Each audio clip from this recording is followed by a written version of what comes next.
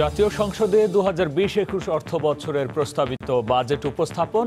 আকার 5,68,000 কোটি টাকা, করমুক্ত আয়সীমা 3 লাখ টাকা। করোনা মোকাবেলায় 10,000 কোটি টাকা থোক বরাদ্দ। চরম দৈন্যদশার পরও অবহেলিত স্বাস্থ্য সামাজিক সুরক্ষা খাত, ব্যয়ের সক্ষমতা বাড়ানোর তাগিদ। কৃষি ও দেশীয় শিল্প সুরক্ষায় শুল্ক ও ভ্যাট ছাড়ের প্রস্তাব। কমছে স্বর্ণ স্বাস্থ্য সুরক্ষা সামগ্রীর দাম, খরচ বাড়বে অনলাইন কেনাকাটা, ফোন আলাপ ও ইন্টারনেট ব্যবহারে।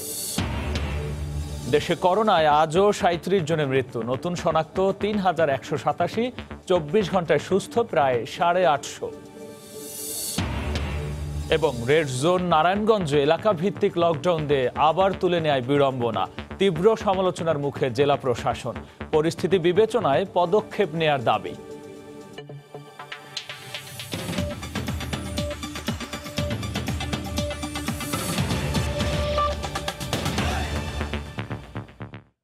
বাংলা সময়ের সঙ্গে আছি আমি গোলাম রাব্বি। করোনা মহামারীতে ঘটে যাওয়া মানবিক ও আর্থিক বিপর্যয় মোকাবেলা করাকেই 2020-21 অর্থ বছরের বাজেটের মূল দর্শন ঠিক করেছে সরকার। সে লক্ষ্যেই এবার 5,68,000 কোটি টাকার বাজেট ঘোষণা করা হয়েছে। অর্জনের সংখ্যা থাকলেও রাজস্ব লক্ষ্যমাত্রা ধরা হয়েছে 3,78,000 কোটি টাকা, ঘাটতি 1,90,000 কোটি টাকা। তবে এবার করমুক্ত আয়ের সীমা 50,000 টাকা বাড়িয়ে নির্ধারণ করা হয়েছে 3 লাখ টাকা। বিশ্লেষকরা বলছেন, বরাদ্দকৃত অর্থ সফলভাবে খরচ ও প্রকল্প বাস্তবায়নই চ্যালেঞ্জ। সাজিদ রাজু জানাচ্ছেন বিস্তারিত। হঠাৎ আসা কোভিড-19-এ তছনছ দেশের অর্থনীতি, জীবন হারিয়েছে বহু মানুষ, জীবিকা হারানোর শঙ্কায় অনেকে। ঝড় এখনো থামেনি, কোথায় শেষ তাও অজানা। অথচ অনিশ্চয়তার পথযাত্রায় জীবন ও অর্থনীতির সংকটের মধ্যেই আগামী অর্থ বছরের আয় ব্যয়ের হিসেব করতে হচ্ছে সরকারকে। 2020-21 অর্থ বছরের বাজেটের আকার গেলবারের চেয়ে 66,000 কোটি টাকা বেড়েছে। রাজস্ব আয়ের লক্ষ্যমাত্রা ঠিক করা হয়েছে 3,78,003 কোটি টাকা। এর মধ্যে এনবিআরকে দেয়া হয়েছে 3,30,000 কোটি টাকা যোগানের দায়িত্ব। জিডিপি প্রবৃদ্ধির লক্ষ্যমাত্রা ধরা হয়েছে 8.2%। পরিচালন সহ বিভিন্ন খাতে মোট বরাদ্দ রাখা হয়েছে 3,62,855 কোটি টাকা এবং বার্ষিক উন্নয়ন কর্মসূচিতে বরাদ্দ রাখা হয়েছে 2,05,145 কোটি টাকা। কোভিডে সবচেয়ে বেহাল দশা স্বাস্থ্য খাতে চলতি অর্থ বছরের প্রস্তাবিত বাজেটের চেয়ে বরাদ্দ কিছুটা বাড়িয়ে করা হয়েছে 29,247 কোটি টাকা। সামাজিক নিরাপত্তা খাতেও উল্লেখযোগ্য বরাদ্দ বাড়েনি, তবে মাথাপিছু আয়ের লক্ষ্যমাত্রা ধরা হয়েছে $2,326। অর্থনীতি বিশ্লেষকরা বলছেন, বাজেট যতটা কোভিড-19 সংবেদনশীল হওয়ার কথা ছিল তা হয়নি। স্বাস্থ্য ও সামাজিক নিরাপত্তা খাতে বিপুল সংস্কার ও পরিকল্পনার প্রত্যাশা থাকলেও তার প্রতিফলন ঘটেনি। তাই এবারের বাজেটকে অনেকটা গতানুগতিক ও টিকে থাকার বাজেট বলে মনে করেন তারা। আমাদের বিপুল সংখ্যক মানুষের জীবন জীবিকা টিকিয়ে রাখাটাই এখন বড় সংগ্রাম। সাধারণ মানুষের জীবন জীবিকা ঠিক রেখে অর্থনীতির হালটা যেন আমরা ধরে রেখে টিকে থাকতে পারি, সেই চেষ্টা করা।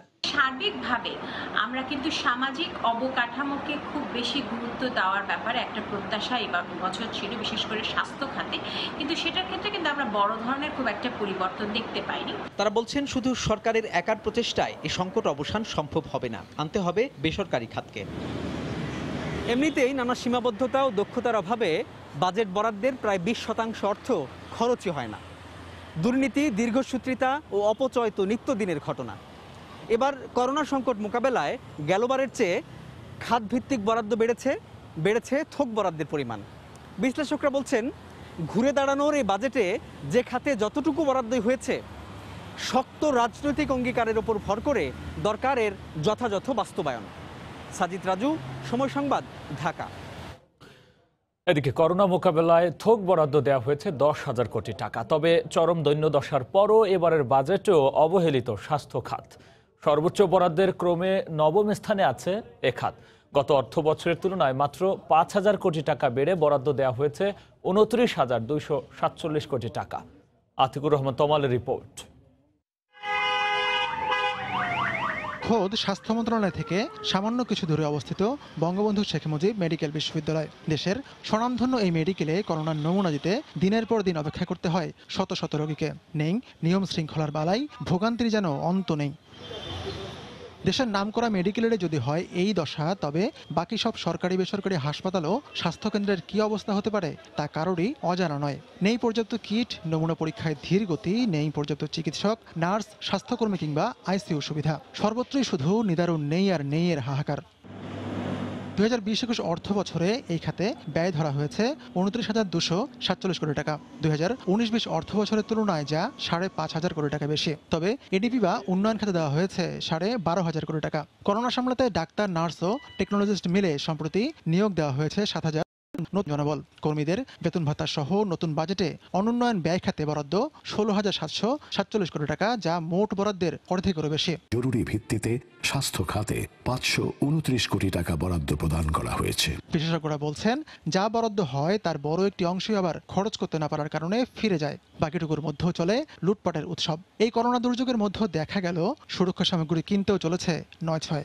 এই মুহূর্তে স্বাস্থ্য খাতের যে বরাদ্দ দেয়া হয়েছে সেই বরাদ্দটা যেন ঠিকমতো কাজে লাগে, বিশেষ করে কোভিড-19 প্রভাবজনিত যে স্বাস্থ্য ঝুঁকি, অনিশ্চয়তা, সেটা মোকাবেলায় যেন এই বাজেট বরাদ্দ কাজে লাগে, সেই দিকে আমাদের মনোযোগ বেশি দেওয়া দরকার। বরাদ্দ বাড়ানো হলেও এটা গতানুগতিক, কিন্তু মহামারী মোকাবেলা করার জন্য এবং সার্বজনীন স্বাস্থ্য ব্যবস্থা গড়ে তোলার জন্য প্রয়োজনীয় বরাদ্দটা এবার আসা উচিত ছিল। স্বাস্থ্য খাতের যে বরাদ্দটা, তার আগে স্বাস্থ্য খাতটাকে সংস্কার করে আগামী 10 বছরের একটা প্ল্যান নেন। সংস্কারবিহীন এটা যা আছে এর চেয়ে উন্নত হবে না।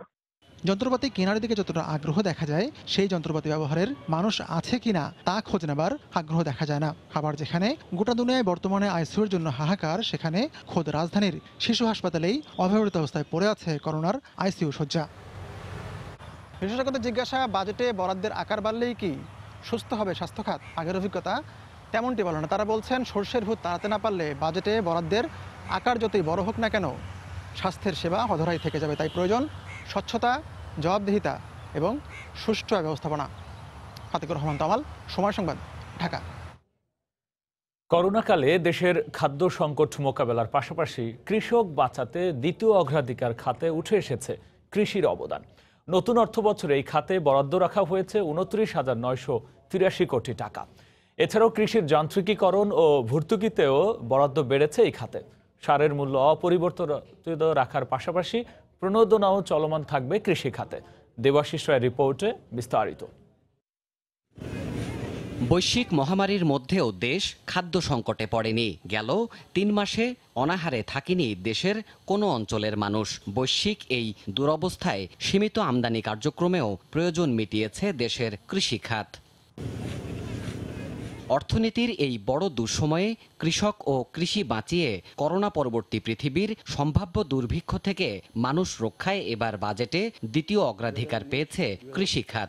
এই খাতে এবার বরাদ্দ রাখা হয়েছে 29,983 কোটি টাকা, যেখানে ভর্তুকি থাকবে 9,500 কোটি টাকা। বাংলাদেশের বিশাল জনগোষ্ঠীর খাদ্য ও পুষ্টি নিরাপত্তা সহ কৃষক, কৃষি শ্রমিক ও অন্যান্য সংশ্লিষ্টদের জীবন ও জীবিকা নিশ্চিত করাই বর্তমানে সরকারের কৃষি খাতের অন্যতম চ্যালেঞ্জ। কৃষি উৎপাদনে কৃষককে সুবিধা দিতে নতুন অর্থ বছরে উৎপাদন বাড়ানোর জন্য কৃষি যান্ত্রিকীকরণে 3,198 কোটি টাকা বরাদ্দ রাখা হয়েছে। সরকার দেশে পর্যাপ্ত খাদ্য মজুদ নিশ্চিত করার লক্ষ্যে সকল প্রকার পদক্ষেপ গ্রহণ করেছে। আগামী অর্থ বছরে ভর্তুকি অতিরিক্ত 800 কোটি টাকা, এগ্রি রিফাইন্যান্সিং স্কিমে 5,000 কোটি টাকা বরাদ্দ রাখা হবে। করোনাকালীন কৃষি পণ্যের বাজারজাতকরণের জটিলতায় মাঠেই নষ্ট হয় কৃষকের শ্রম ঘাম। এবারের বাজেটে কৃষি পণ্যের যথাযথ বাজারজাতকরণের জন্য বরাদ্দ রাখা হয়েছে বলে সন্তুষ্টি জানান কৃষিমন্ত্রী। মহামন্দার একটা প্রেডিকশনকে সামনে রেখে বর্তমান সরকারকে আজকে বাজেট দিতে হয়েছে। যান্ত্রিকরণ এবং প্রক্রিয়াজাতকরণ, এটা আমাদের অগ্রাধিকার থাকবে এবং আপনারা দেখবেন আরও অনেক বরাদ্দ আসবে যান্ত্রিকরণে এবং প্রক্রিয়াজাতকরণ। রাসায়নিক সারের মূল্য অপরিবর্তিত রাখা, কৃষি প্রণোদনা কার্যক্রম চলমান রাখার পাশাপাশি নতুন এই বাজেটে কতটুকু উপকৃত হবে দেশ ও দেশের কৃষি, সেই চ্যালেঞ্জ সামনে রেখেই প্রণীত এই বাজেট কার্যকর হবে বলে আশা গণমানুষের। দেবাশিস রায়, সময় সংবাদ, ঢাকা। 2020-21 অর্থ বছরের প্রস্তাবিত বাজেটে কোভিডের হুমকি মোকাবেলায় স্বাস্থ্য সুরক্ষা সামগ্রীর দাম কমানোর প্রস্তাব করা হয়েছে। জনস্বার্থ ও দেশীয় শিল্প সুরক্ষায় বেশ কিছু পণ্যে শুল্ক ও ভ্যাট ছাড়ের প্রস্তাব রাখা হয়েছে। ফলে এসব পণ্যের দাম কমতে পারে, খরচ বাড়বে ফোন আলাপ, ইন্টারনেট ব্যবহার ও অনলাইন কেনাকাটায়, বাড়বে বিলাস সামগ্রী, গাড়ি ও বিদেশি মোটরসাইকেল সহ বেশ কিছু পণ্যের দাম। 2021 অর্থবর্ষের করোনা ভাইরাসের মহামারীর মধ্যে উপস্থাপন করা হলো 2020-21 অর্থবছরের বাজেট। স্বাস্থ্য ঝুঁকি মোকাবেলায় প্রস্তাবিত বাজেটে আমদানি কর মওকুফ করে কমানো হয়েছে স্বাস্থ্য সুরক্ষা সামগ্রীর দাম। তাই কমবে হ্যান্ড গ্লাভস, মাস্ক, নেবুলাইজার সুরক্ষা সামগ্রীর দাম, কমবে ওষুধ তৈরির দেশীয় কাঁচামালের দাম, ডিটারজেন্ট, হস্তচালিত কৃষি যন্ত্রপাতি, পোল্ট্রি, ডেইরি ও মৎস্যশিল্পে ব্যবহৃত উপকরণ, টায়ার, ইলেকট্রিক্যাল সিগন্যাল যন্ত্রপাতির দাম কমবে। আমদানি শুল্ক কমানোর কারণে এবারের বাজেটে দাম কমবে স্বর্ণের, কমবে আমদানি করা এবং দেশে উৎপাদিত 2 ধরনের চিনির দাম। গার্মেন্টস অ্যাক্সেসরিজের দামও কমবে। হাসপাতালের আইসিইউ, সিসিইউ সহ জরুরি সেবায় ব্যবহৃত যন্ত্রাংশের দাম কমবে। এখন 2010 এবারের বাজেটে বেশ কিছু পণ্যের ওপর শুল্ক বসিয়েছে সরকার। বিশেষ করে করোনায় ক্ষতিগ্রস্ত হয়নি এমন শিল্প থেকে কর আদায়ের লক্ষ্য নেওয়া হয়েছে। সে কারণে অনলাইন কেনাকাটায় ক্রেতাদের গুনতে হবে বাড়তি অর্থ। দাম বাড়বে রং, কম্প্রেসার শিল্পে ব্যবহৃত উপকরণ, আলোকসজ্জা সামগ্রীর। দাম বাড়ার তালিকায় আছে sodium sulphate, iron, steel, screw এবং বার্নিশের দাম। এছাড়া আমদানি করা পেঁয়াজের দাম বাড়ানোর প্রস্তাব করা হয়েছে আসছে বাজেটে। বাড়বে সেলফোনে কথা বলার খরচ এবং ইন্টারনেট সেবা। তবে দেশে উৎপাদিত মোবাইল ফোনের দাম কমতে পারে, ফাইবার অপটিকের দাম বাড়বে। টেলিকম খাতে বাড়তি কর আরোপের ফলে ফোনে কথা বলা, SMS আদান প্রদান ও ইন্টারনেট ব্যবহারে গুনতে হবে বাড়তি অর্থ। বাড়বে ধূমপানের খরচ, বাইসাইকেল ও বিদেশি মোটরসাইকেল কিনতেও গুনতে হবে অতিরিক্ত অর্থ। সেই সঙ্গে রিকন্ডিশনড গাড়ি কেনা ও গাড়ির রেজিস্ট্রেশন করতেও বেশি অর্থ পরিশোধ করতে হবে। দেশীয় শিল্পকে সুরক্ষা দিতে আমদানিকৃত প্যাকেটজাত তরল দুধ, গুঁড়ো দুধ ও দুগ্ধজাত পণ্য এবং জুসের দাম বাড়ছে। তবে শিশু খাদ্যের দাম এই আওতার বাইরে থাকবে। ঈশিতা ব্রহ্ম, সময় সংবাদ, ঢাকা। করোনায় ধরাশায়ী এডিপি বাস্তবায়ন। চলতি অর্থবছরের বরাদ্দের প্রায় অর্ধেকই ব্যয় করতে পারেনি সরকার। এবার নতুন এডিপিতে বরাদ্দ 2,05,145 কোটি টাকা এবং প্রকল্প বাস্তবায়নের চ্যালেঞ্জ থাকছে 1,500-এরও বেশি। যদিও সরকারের এমন সিদ্ধান্তেই চলমান সংকট মোকাবেলায় আত্মবিশ্বাসী অর্থমন্ত্রী। অন্যদিকে সংকটকালে অগুরুত্বপূর্ণ প্রকল্পে বরাদ্দ না দিয়ে সে অর্থ জনবান্ধব পরিকল্পনা বাস্তবায়নে কাজে লাগানোর পরামর্শ বিশ্লেষকদের। জুবায়ের ফয়সালের রিপোর্ট। শেষ হতে যাওয়া অর্থ বছরের 10 মাসে সরকার এডিপি বাস্তবায়ন করতে পেরেছে মাত্র 49%। অঙ্কের হিসেবে ব্যয় 98,840 কোটি টাকা। অথচ গত 5 অর্থ বছরে এই হার কখনোই ছিল না গড়ে 53%-এর নিচে। মূলত মার্চের মাঝামাঝি থেকেই দেশ জুড়ে স্থবির উন্নয়ন কর্মকাণ্ড। ফলে কাটছাট করতে হচ্ছে প্রকল্প পরিকল্পনায়, কমাতে হচ্ছে ব্যয়। এর মধ্যেই জাতীয় সংসদে নতুন অর্থ বছরের বাজেট পেশ করলেন অর্থমন্ত্রী, যেখানে উন্নয়ন বাজেটে প্রকল্পের সংখ্যা 1,584টি। অর্থমন্ত্রী মনে করেন উন্নয়নের এমন দর্শনেই করোনা সংকট কাটিয়ে উঠবে বাংলাদেশ।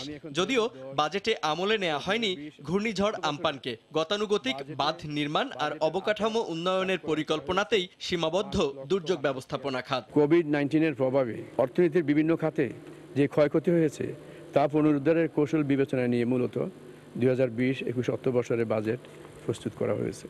আগামী অর্থ বছরে বার্ষিক উন্নয়ন কর্মসূচিতে বরাদ্দ রাখা হয়েছে 2,05,145 কোটি টাকা। এদিকে প্রণোদনায় বাড়তি নজরে প্রায় সব বড় প্রকল্পেই বরাদ্দ কমেছে নতুন বাজেটে। পদ্মা সেতুতে 370 কোটি আর রেল সেতুতে কমেছে 156 কোটি টাকা। মেট্রো রেলে 1,590 কোটি টাকা কমলেও 711 কোটি টাকা বরাদ্দ বাড়ছে রূপপুরে। অর্থনীতিবিদরা মনে করছেন সংকট সামনে রেখে বাদ দেয়া উচিত এই মুহূর্তে অপ্রয়োজনীয় সব প্রকল্প। আমরা আশা করেছিলাম এত বিশাল সংখ্যক প্রকল্প না নিয়ে অগ্রাধিকার খাতগুলোতে যদি প্রকল্প নিতে পারতাম তাহলে অনেক বেশি ভালো হতো। এছাড়া আমপান পরবর্তী যে সমস্ত উপকূলবর্তী এলাকা আছে সেই সমস্ত এলাকার জন্য কিছু নতুন প্রকল্প নেওয়া যেত। সম্পদের সীমাবদ্ধতা থাকলেও প্রতি বছরই বড় বাজেটের রেকর্ড ভেঙেছে ক্ষমতাসীন আওয়ামী লীগ সরকার। উন্নয়ন বাজেট গড়ে কমপক্ষে 16% করে বাড়লেও এবার তা কমে দাঁড়াচ্ছে মাত্র 6%, যেখানে বরাদ্দের প্রায় 86%ই থাকছে মাত্র 10টি খাতে। জুবায়ের ফয়সাল। দেশে করোনায় একদিনে আরও 37 জন মারা গেছেন। এ নিয়ে মৃতের সংখ্যা দাঁড়ালো 1049 জনে। সবশেষ 24 ঘন্টায় আরও 3,187 জনের দেহে শনাক্ত হয়েছে এ ভাইরাস। সুস্থ হয়েছেন প্রায় 850 জন। দুপুরে স্বাস্থ্য অধিদপ্তরের নিয়মিত অনলাইন বুলেটিনে এ তথ্য জানানো হয়। মহামারীর 96তম দিনে দ্বিতীয় সর্বোচ্চ সংখ্যক মানুষ করোনা জয় করেছেন। আগের দিনের তুলনায় প্রায় 34 ভাগ বেশি রোগী সুস্থ হয়েছেন, যার সংখ্যা 848 জন। শনাক্ত বিবেচনায় সুস্থতার হার 21.46 ভাগ। তবে মৃত্যু পরিস্থিতি ছিল আগের দিনের মতোই। 24 ঘন্টায় মারা যাওয়া 37 জনের 30 জনই পুরুষ। এ পর্যন্ত মারা গেছেন 1049 জন। শনাক্ত বিবেচনায় মৃতের হার 1.34 ভাগ। গত 24 ঘন্টায় সুস্থ হয়েছেন 848 জন। এ পর্যন্ত সুস্থ হয়েছেন 16,747 জন। শনাক্ত বিবেচনায় সুস্থতার হার 21.46%। 55টি ল্যাবে 15,500-এর বেশি নমুনা পরীক্ষায় 3,187 জনের দেহে করোনা ভাইরাস শনাক্ত হয়েছে। 24 ঘন্টায় 0.9 ভাগ বেড়ে শনাক্তের হার দাঁড়িয়েছে 20.21-এ। অবশ্যই বাসার বাইরে সবাইকেই মাস্ক পরতে হবে, সামাজিক দূরত্ব বজায় রেখে চলি, বারবার সাবান পানি দিয়ে 20 সেকেন্ড ধরে হাত ধুই। কারণ করোনা মোকাবেলার জন্য এই 3টি পদ্ধতি সমানভাবে প্রয়োজনীয় এবং গুরুত্বপূর্ণ। এটা আমরা অভ্যাসে পরিণত করলে কেবলমাত্র প্রতিরোধ করতে পারবো করোনা ভাইরাসকে। বুলেটিনে আবারও স্বাস্থ্যবিধি মানার আহ্বান জানানো হয়। ওমর ফারুক, সময় সংবাদ, ঢাকা। রেড জোন হিসেবে চিহ্নিত জেলা নারায়ণগঞ্জে অপরিকল্পিতভাবে এলাকাভিত্তিক লকডাউন করে স্বল্প সময়ে তা প্রত্যাহার করে নেওয়ার বিষয়টি ব্যাপকভাবে সমালোচিত হচ্ছে। তড়িঘড়ি করে স্থানীয় প্রশাসনের এমন সিদ্ধান্তকে হঠকারী বলে মনে করেন চিকিৎসক, সাংবাদিক ও নাগরিক সমাজের প্রতিনিধিরা। তবে সার্বিক পরিস্থিতি বিবেচনা করেই পরীক্ষামূলক এই পদক্ষেপ নেওয়া হয় বলে জানান জেলা প্রশাসক। শীঘ্রই করোনা সংক্রমণ রোধে কঠোর ব্যবস্থা নেওয়ারও কথা জানায় জেলা ও পুলিশ প্রশাসন। শওকত আলী সৈকতের তথ্য, ছবিনে রিপোর্ট। সরকারের সিদ্ধান্ত অনুযায়ী গত 28 এপ্রিল সব গার্মেন্টস কারখানা এবং ঈদ উল ফিতর উপলক্ষে শপিং মলগুলো সীমিত আকারে খুলে দেয়ায় নারায়ণগঞ্জে করোনা পরিস্থিতি ভয়াবহ আকার ধারণ করে। মার্চের শুরু থেকে গত 9 মে পর্যন্ত, যেখানে পুরো জেলায় করোনায় মৃত্যু 53 জন এবং আক্রান্তের সংখ্যা ছিল 1155। এরপর 31 মে সরকারি বেসরকারি সব ধরনের প্রতিষ্ঠান খুলে দেওয়া হলে জেলার পরিস্থিতি আশঙ্কাজনক পর্যায়ে পৌঁছায়। স্বল্প সময়ে দ্বিগুণের বেশি বেড়ে যায় রোগী ও মৃত্যুর সংখ্যা। এই পরিস্থিতিতে গত 7 জুন জেলা প্রশাসন সদর উপজেলার 3টি আবাসিক এলাকা আমলাপাড়া, জামতলা ও ফতুল্লার রূপায়ণ টাউনকে অধিক ঝুঁকিপূর্ণ হিসেবে উল্লেখ করে আঞ্চলিকভাবে লকডাউন ঘোষণা করে। আমরা এটা কিন্তু 15 থেকে 21 দিন দেখবো ওই জায়গাটায়। এর মধ্যে যদি উন্নতি হয় তাহলে আবার আমরা ছেড়ে দেবো এটা, আর যদি উন্নতি না হয় তাহলে এটা কন্টিনিউ আবার আটকাই রাখবো। কিন্তু চতুর্থ দিনের মাথায় বুধবার দুপুর থেকে হঠাৎ করে লকডাউন প্রত্যাহার করে নেওয়া হলে সুশীল সমাজের প্রতিনিধিরা এটাকে হঠকারী সিদ্ধান্ত বলে দাবি করেন। লকডাউন কিন্তু একটা বড় একটা অস্ত্র। তো এই অস্ত্রটাকে আমরা যদি খুব সুন্দরভাবে ব্যবহার না করি এবং যথেচ্ছভাবে ব্যবহার করি, সেক্ষেত্রে কিন্তু এর ভয়াবহতা কিন্তু আমরা পরিলক্ষিত হবে। সমালোচনার মুখে লকডাউন ঘোষণার বিষয়টি স্বীকার না করে স্বাস্থ্য মন্ত্রণালয়ের দিক নির্দেশনা অনুযায়ী নতুন করে পরিকল্পনা ও সিদ্ধান্ত গ্রহণের প্রস্তুতি নিচ্ছে বলে জানায় জেলা ও পুলিশ প্রশাসন। কিভাবে তার খাবারটা পাবে, কিভাবে তার স্বাস্থ্যের সুবিধাটা পাবে, কিভাবে ঔষধটা সে নিতে পারবে, কিভাবে বাইরে না বের হয়ে অন্যান্য সেগুলো আমরা প্রক্রিয়াটা করেছিলাম এবং আমাদের পরিকল্পনা আছে। সবচেয়ে যেখানে আক্রান্ত বেশি বা যেটা রেড জোন এবং সবচেয়ে কম আক্রান্ত একটি গ্রিন জোন, এই দুইটি জোন এটা নির্বাচন করা হবে এবং সেই দুই জায়গায় আমরা কঠোরভাবে লকডাউন করব, সেই প্রস্তুতি নিচ্ছি। জেলায় করোনা ভাইরাসে মৃত্যু হয়েছে 93 জনের এবং আক্রান্ত হয়েছে 3,771 জন। সময় সংবাদ, নারায়ণগঞ্জ। 2020-21 অর্থ বছরের প্রস্তাবিত বাজেটে এবার শিক্ষা খাতে বরাদ্দ রাখা হয়েছে 66,401 কোটি টাকা, যা গত বছরের তুলনায় প্রায় 5,287 কোটি টাকা বেশি। যদিও এ বরাদ্দ যথেষ্ট নয় বলে মনে করছেন শিক্ষাবিদরা। তারা বলছেন এটি দিয়ে শিক্ষার মানসম্মত উন্নয়ন সম্ভব নয়। তবে বরাদ্দকৃত বাজেটের সঙ্গে সামঞ্জস্য রেখেই শিক্ষা খাতে উন্নয়নের কথা জানান সংশ্লিষ্ট মন্ত্রীরা। প্রসূন আশিসের রিপোর্ট। জাতীয় সংসদে উত্থাপিত 2020-21 অর্থ বছরের প্রস্তাবিত জাতীয় বাজেটের প্রায় 11.7% অর্থাৎ ৬৬,৪০১ কোটি টাকা বরাদ্দ রাখা হয়েছে দেশের শিক্ষা খাতে। এর মধ্যে মাধ্যমিক ও উচ্চশিক্ষায় ৩৩,১১৭ কোটি, প্রাথমিক শিক্ষায় ২৪,৯৪০ কোটি এবং কারিগরি ও মাদ্রাসা শিক্ষায় বরাদ্দ থাকছে ৮,৩34 কোটি টাকা। সব মিলিয়ে গত বছরের চেয়ে এবার সার্বিক শিক্ষা খাতে বরাদ্দ বাড়ছে প্রায় ৫,২৮৭ কোটি টাকা। অবকাঠামো ও তথ্য প্রযুক্তির উন্নয়ন সহ সার্বিক শিক্ষার মানোন্নয়নে সরকার কাজ করবে বলে জানান সংশ্লিষ্ট মন্ত্রীরা। শিক্ষক প্রশিক্ষণ, আইসিটি বিষয়গুলো প্রশিক্ষণ, মানসম্মত শিক্ষার দিকে আমরা বেশি চিন্তা ভাবনা, ঘরে বসে রেখেও যেন ছেলেপেলেদেরকে আমরা ভালো পড়াশোনাটা দিতে পারি। জাতিসংঘের শিক্ষা, বিজ্ঞান ও সংস্কৃতি সংস্থা ইউনেস্কোর শর্ত অনুসারে একটি দেশের মানসম্মত শিক্ষার জন্য মূল বাজেটের প্রায় 20% বরাদ্দ থাকার কথা। সে হিসেবে এ খাতে বাজেটের মাত্র 11.7% বরাদ্দ যথেষ্ট নয় বলে মনে করছেন শিক্ষাবিদরা। সার্বিক বিবেচনায় বাজেটের আকার অনুযায়ী এখনো সেই কম পর্যায়ে রয়ে গেছে। এটি দিয়ে বিশ্বমানের দূরের কথা, আঞ্চলিক মানের শিক্ষা দেওয়া সম্ভব না। আমাদের একমাত্র উদ্বৃত্ত হলো মানুষ। তাকে যদি শিক্ষা, দীক্ষা, দক্ষতা দিয়ে মানব সম্পদে রূপান্তর করতে পারি, তাহলে আমাদের যে স্বপ্ন মধ্যম আয়ের দেশ, উচ্চ আয়ের দেশ, সেটা কিন্তু আমরা স্পর্শ করতে পারবো। তাদের মতে বর্তমান পরিস্থিতিতে ডিজিটাল শিক্ষা ব্যবস্থা ও উচ্চশিক্ষায় গবেষণাকে গুরুত্ব দিয়ে শিক্ষা খাতে অর্থায়ন বাড়ানো দরকার। শিক্ষার্থীর জন্য ডিজিটাল ব্যবস্থাগুলি সহজলভ্য না করলে এবং তাদের সাধ্যের ভিতরে না থাকলে একটা ডিজিটাল বৈষম্য সৃষ্টি হয়েছে। করোনা প্রভাবে যদি 10-20% শিক্ষার্থী স্কুলে না ফিরতে পারে, তাহলে তাদেরকে বৃত্তির ব্যবস্থা করতে হবে। কোভিড-19 এর জন্য আমরা একটা অসাধারণ নতুন সংস্কৃতিতে প্রবেশ করছি। ইন্টারনেট ফ্যাসিলিটি বাড়াতে হবে, বিভিন্ন বিষয়ে মডেল লেকচার সেগুলো আমরা তৈরি করতে পারি। কোভিড-19 প্রাদুর্ভাব থেকে শিক্ষা নিয়েই দেশের শিক্ষা খাতকে ঢেলে সাজানোর পরামর্শ দিয়েছেন দেশের শিক্ষাবিদরা। তাহলে প্রত্যেকটা বিশ্ববিদ্যালয়কে প্রসূন আশিস, সময় সংবাদ, ঢাকা। করোনায় গ্রামেই কাজের সুযোগ তৈরিতে ১০০ কোটি টাকার বিশেষ প্রণোদনা রেখে নতুন অর্থ বছরের বাজেট প্রস্তাবনা দিয়েছেন অর্থমন্ত্রী আ.হ.ম মোস্তফা কামাল। নতুন করে সামাজিক সুরক্ষার আওতায় আনা হচ্ছে প্রায় ১১ লাখ মানুষকে।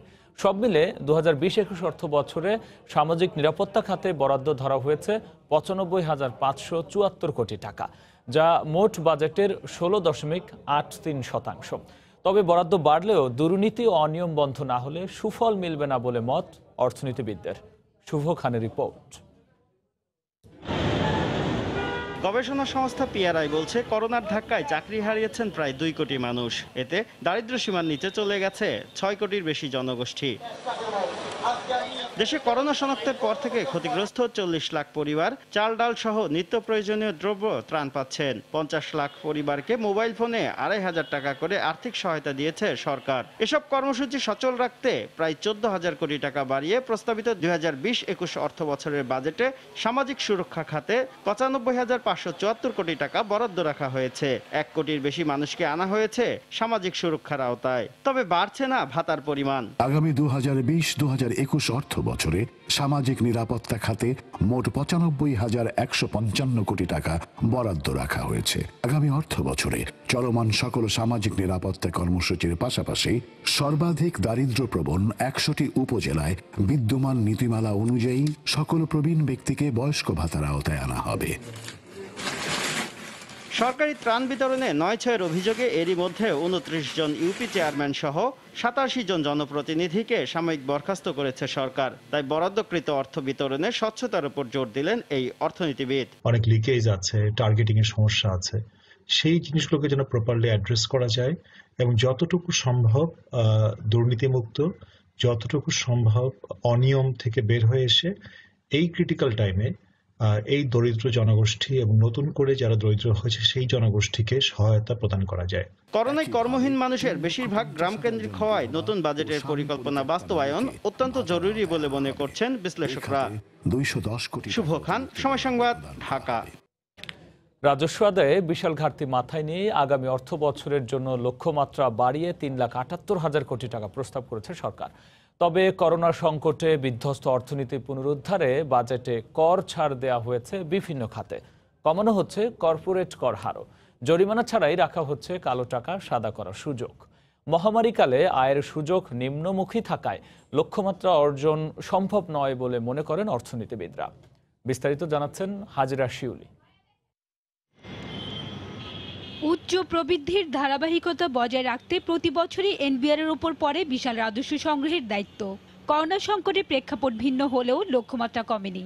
আসছে অর্থ বছরে 3,78,000 কোটি টাকার প্রস্তাবিত রাজস্ব লক্ষ্যমাত্রার মধ্যে এনবিআরকে যোগান দিতে হবে মোট রাজস্বের 87%। চলতি অর্থ বছরের 10 মাসে রাজস্ব আদায়ে এনবিআর এর ঘাটতি 62,000 কোটি টাকা।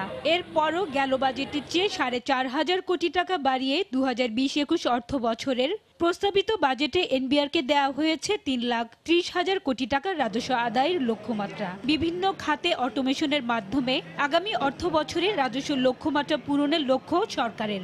মিথ্যা ঘোষণায় পণ্য আমদানি রফতানির মাধ্যমে শুল্ক ফাঁকি ও অর্থ পাচার রোধে এই প্রথম বাজেটে জরিমানার বিধান রাখা হয়েছে।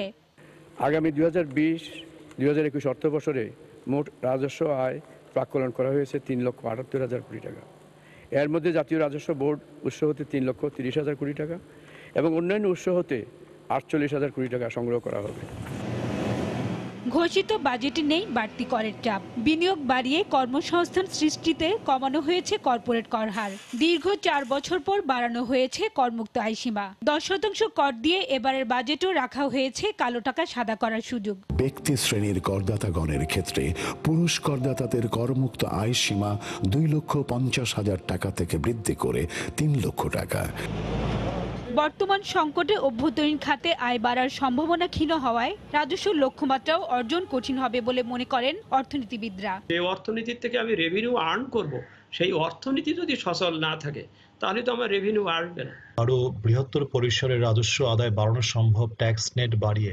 পাশাপাশি কর অবকাঠামোর যে নানা ধরনের সমস্যা আছে, ম্যানেজমেন্টে যে ধরনের সমস্যাগুলো আছে, দুর্নীতি ক্ষেত্রে যে সমস্যাগুলো আছে এবং যে প্রাতিষ্ঠানিক দুর্বলতাগুলো আছে সেগুলোকে যদি কাটিয়ে ওঠা যায়। কর জিডিপি অনুপাত বাড়াতে রাজস্ব প্রশাসনে দীর্ঘমেয়াদী সংস্কার ও দক্ষ জনবল বাড়ানোর পরামর্শ বিশ্লেষকদের। হাজারে শিউলি, সময় সংবাদ, ঢাকা। আমের পচন রোধ ও সংরক্ষণের জন্য রাজশাহীতে বসানো হলো হট ওয়াটার ট্রিটমেন্ট প্ল্যান্ট। এতে প্রতিদিন 4 টন করে আম শোধন করা যাবে। প্রতি কেজিতে খরচ পড়বে মাত্র 1 টাকা। বিস্তারিত জানাচ্ছেন রাকিবুল হাসান। প্রতি বছর মে মাসের মাঝামাঝি সময়ে গুটি ও গোপালভোগ আম পাকে রাজশাহীর বাগানে। 15 দিনের ব্যবধানে এই অঞ্চলের হাট বাজারে ভরে যায় ক্ষীরসাপাত ও হিমসাগর সহ প্রায় 250 প্রজাতির আম। সংরক্ষণের অভাবে চাষিদের নির্ভর করতে হয় বিপণন ব্যবস্থার ওপর। স্বল্প সময়ের ব্যবধানে পচন ধরে নষ্ট হয় লাখ লাখ টাকার আম। ট্রিটমেন্ট প্ল্যান্ট এর মাধ্যমে আম সংরক্ষণ করা যাবে দীর্ঘদিন, রং হয়ে উঠবে আকর্ষণীয়। পাকার পরে যে থাকতে চায় না 5-7 দিন থাকে, এটা 10-12 দিন কভার করবে। ভালোভাবে আমটা বাজার দর হিসাবে দূরে পাঠাতে পারবো। প্ল্যান্টটা যদি আরো 4 গুণ বড় হয় তাহলে কৃষক উপকৃত হবে এবং এলাকার লোকজন উপকৃত হবে। এই পদ্ধতি প্রয়োগে আমের স্বাদ ও গুণাগুণ অক্ষুণ্ণ থাকবে বলে জানান ফলের গবেষকরা। 55 ডিগ্রি সেন্টিগ্রেড তাপমাত্রায় 5 মিনিট যদি শোধন করা হয় তাহলে এই আম সহসা পচবে না এবং এর পাকা 5 থেকে 7 দিন দেরি হবে। সেই ক্ষেত্রে সুন্দর সুস্বাদু আম দেশবাসী বিভিন্ন জায়গা থেকে পেতে পারেন। রাজশাহীর বানেশ্বর বাজারে আরও 5টি হট ওয়াটার ট্রিটমেন্ট প্ল্যান্ট স্থাপনের পরিকল্পনা রয়েছে ফল গবেষণা ইনস্টিটিউটের। রাকিবুল হাসান, সময় সংবাদ, রাজশাহী। দেশের প্রয়োজনে সরকারের নির্দেশনা মেনে সেনাবাহিনী কাজ করে যাচ্ছে বলে জানিয়েছেন বাহিনীর প্রধান জেনারেল আজিজ আহমেদ। আমপানে ক্ষতিগ্রস্ত বেড়িবাঁধ পরিদর্শনে গিয়ে সাতক্ষীরায় একথা বলেন তিনি। দুর্যোগে চিকিৎসা সেবার পাশাপাশি ওষুধ বিতরণ করা হচ্ছে বলেও জানান সেনা প্রধান। জাতীয় যে কোনো কাজ আমাদেরকে দিলে আমরা সাধারণত না করি না, আমরা করে দেই। এতে আমরা গর্ববোধ করি যে আমাদের উপরে সরকারের রাস্তা আছে, জনগণের রাস্তা আছে। এই জনগণের হলে এই যে দুর্ভোগটা এটাকে লাঘব করা আর কি, সেই প্রচেষ্টা নিয়ে সরকারও কাজ করছে এবং আমরা যতটুকু সম্ভব সহযোগিতা করে যাব। আমরা কিন্তু এই চিকিৎসা সেবাটাও কিন্তু দিয়ে যাচ্ছি। আমরা কিন্তু এখানে ডাক্তার পাঠিয়েছি, আমরা কিন্তু সেখানেও এসেনশিয়াল কিছু মেডিসিন দিয়েও কিন্তু চিকিৎসা সেবাটাও দিয়ে যাচ্ছি। প্রেগনেন্ট লেডি যারা আছে, গর্ভবতী যারা আছে, মায়েরা যারা আছে, তাদেরকে আমরা হলো চিকিৎসা দিব। কারণ অনেক জায়গায় হয়তো যে করোনার কারণে অনেকে হাসপাতালে যেতে পারছে না। করোনা সংকটে কর্মহীন ঝালকাঠির 25টি পরিবারের দায়িত্ব নিল বরিশাল ইউথ সোসাইটি। সকালে গুড়ি বৃষ্টি উপেক্ষা করে জেলার প্রত্যন্ত এলাকা আতাকাঠিতে যান সংগঠনের সদস্যরা। বাড়ি বাড়ি গিয়ে পৌঁছে দেয়া হয় চাল, ডাল সহ নিত্য প্রয়োজনীয় খাদ্য সামগ্রী। বিতরণ করা হয় স্বাস্থ্য সুরক্ষা সামগ্রী এবং শিশুদের শিক্ষা উপকরণও। সম্পর্কে ভালো থাকুক দেশ প্রকল্পের আওতায় আমপানে ক্ষতিগ্রস্ত ও করোনায় কর্মহীন হওয়া 25 পরিবারকে আগামী 3 মাস সব ধরনের সহায়তা পাবেন বলে জানান বরিশাল ইউথ সোসাইটির প্রতিষ্ঠাতা ফয়েজ বেলাল।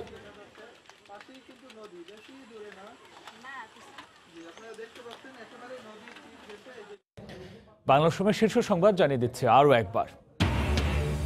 2020-21 অর্থ বছরের প্রস্তাবিত বাজেট 5,68,000 কোটি টাকা।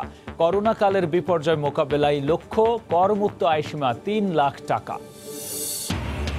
করোনা মোকাবেলায় 10,000 কোটি টাকা থোক বরাদ্দ। চরম দৈন্য দশার পরও অবহেলিত স্বাস্থ্য ও সামাজিক সুরক্ষা খাত। ব্যয়ের সক্ষমতা বাড়ানোর তাগিদ। কৃষি ও দেশীয় শিল্প সুরক্ষায় শুল্ক ও ভ্যাট ছাড়ের প্রস্তাব। কমছে স্বর্ণ, স্বাস্থ্য সুরক্ষা সামগ্রীর দাম।